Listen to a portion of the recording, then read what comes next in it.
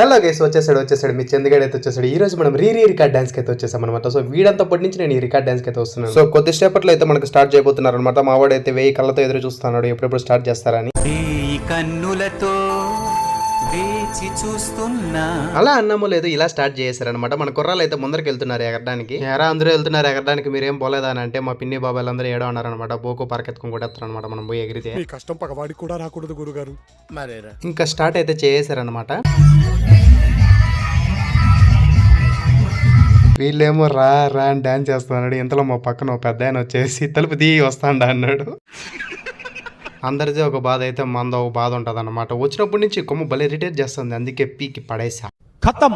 అలా మొక్క పీకి పారేసే లోపల రెండో సాంగ్ అయితే స్టార్ట్ చేశారనమాట.